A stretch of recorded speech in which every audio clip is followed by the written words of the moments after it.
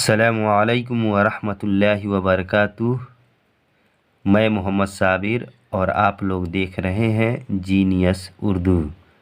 तो दोस्तों, मैं इससे पहले वीडियो में मैं आपको बताया था कि उर्दू के हुरूफ़ तहज्जी को हिंदी में कैसे अनुवाद करते हैं। तो उम्मीद है कि आप लोगों ने उसको अच्छी तरीके से याद कर लिया होगा। तो चलिए, मैं आज की इस वीडियो में मैं आप लोगों को हुरूफ़ तहज्जी को इंग्लिश में ट्रांसलेट करके बताऊंगा कि उर्दू के हुरूफ़ तहज्जी को इंग्लिश में किस तरह ट्रांसलेट यानी किस तरह अनुवाद किया जाता है, यानी उर्दू के किस हर्फ के लिए इंग्लिश में कौन सा लेटर्स आता है। तो चलिए वीडियो को शुरू करते हैं। तो उर्दू के हुरूफ़ तहज्जी में सबसे पहला हर्फ अलिफ आता है। तो इसके लिए अलिफ के लिए इंग्लिश में 3 लेटर्स आते हैं। अलिफ के लिए इंग्लिश में 3 लेटर्स आते हैं। एक में आता है ए, एक में आता है ए, एक में आता है। दूसरे नंबर पे आता है आई, दूसरे नंबर पे आता है आई। तीसरे नंबर पर आता है यू। तो अलिफ के लिए अंग्रेज़ी में 3 अक्षर आते हैं, ए आई यू। तो ये तीनों अक्षर, इसका रूल और इसका कायदा, इसका ग्रामर अलग अलग है। जब अलिफ पर ज़बर पढ़ेंगे तो उस वक्त इसके लिए इंग्लिश में ए आएगा, और जब अलिफ के नीचे ज़ेर पढ़ेंगे तो इसके लिए आई इंग्लिश में आएगा। और जब अलिफ के ऊपर पेश, इसको पेश बोलते हैं, जब अलिफ के ऊपर ये पेश आएगा तो उसके लिए इंग्लिश में यू का प्रयोग किया जाता है, यू का उपयोग किया जाता है। तो ये बात समझ में आ गई। अब आगे चलते हैं। ये है बे। बे के लिए इंग्लिश में बी आता है। बे के लिए इंग्लिश में बी आता है। ये है पे। पे के लिए इंग्लिश में जो है पी आता है। पे के लिए इंग्लिश में पी आता है। ये है ते। ते के लिए इंग्लिश में टी आता है। ये है टे। टे के लिए भी इंग्लिश में टी ही आता है। ये है से। अब से के लिए एस आता है। से के लिए एस आता है। ये है जीम। ये है जीम। तो जीम के लिए इंग्लिश में जे आता है। जीम के लिए क्या आता है? जे आता है। ये है चे।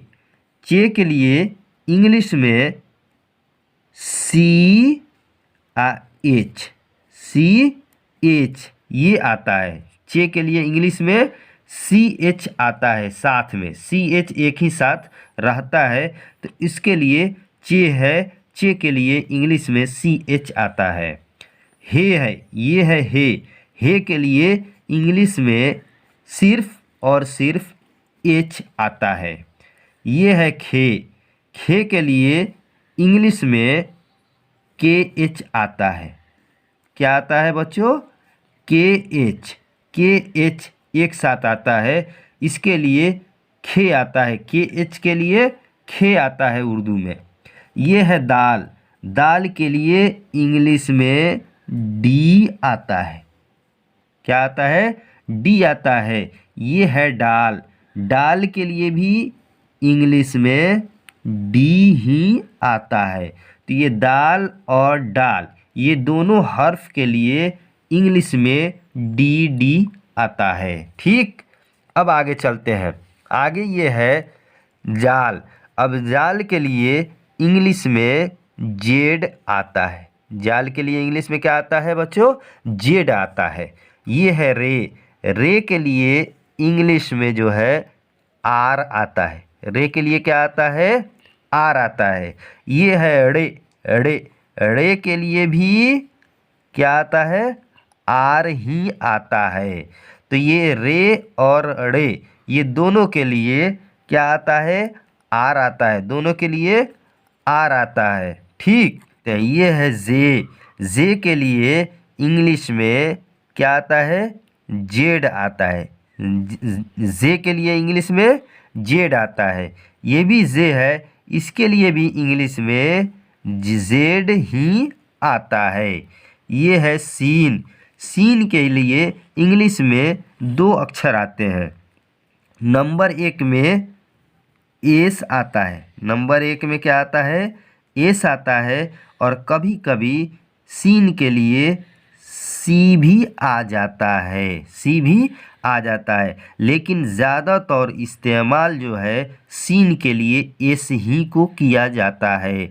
कभी कभार जो है सीन के लिए सी का प्रयोग कभी कभार होता है। जैसे सर्टिफिकेट जो है, सर्टिफिकेट जो हम लोग लिखते हैं इंग्लिश में, इस CERTIFICATE,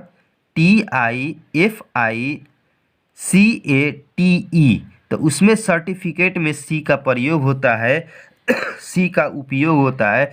तो ये सी जो है सीन के बदले कभी कभार आता है, नहीं तो ज़्यादातर एस ही आता है। तो हम लोग ज़्यादा इस्तेमाल सीन के लिए एस ही करेंगे।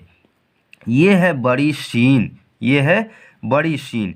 तो बड़ी शीन के लिए एस एच का प्रयोग होता है। बड़ी शीन के लिए एस एच का प्रयोग होता है।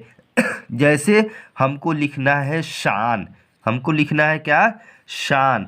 तो शान उर्दू में इस तरह लिखते हैं, शीन अलिफ ज़बर शा, शीन अलिफ ज़बर शा अन्नून, शान। तो अब शान को इंग्लिश में किस तरह लिखेंगे?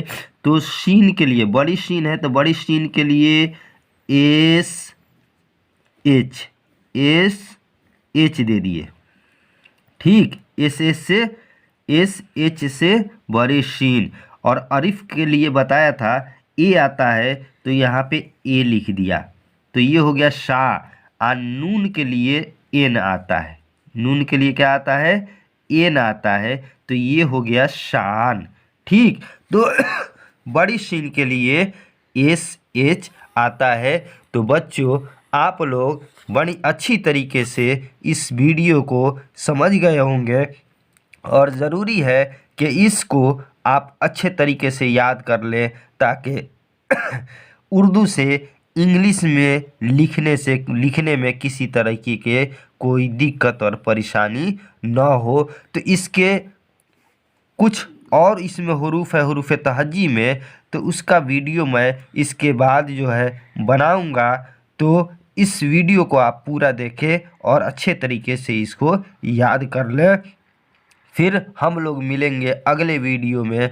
जब तक के लिए अस्सलामु अलैकुम व रहमतुल्लाहि व बरकातहू।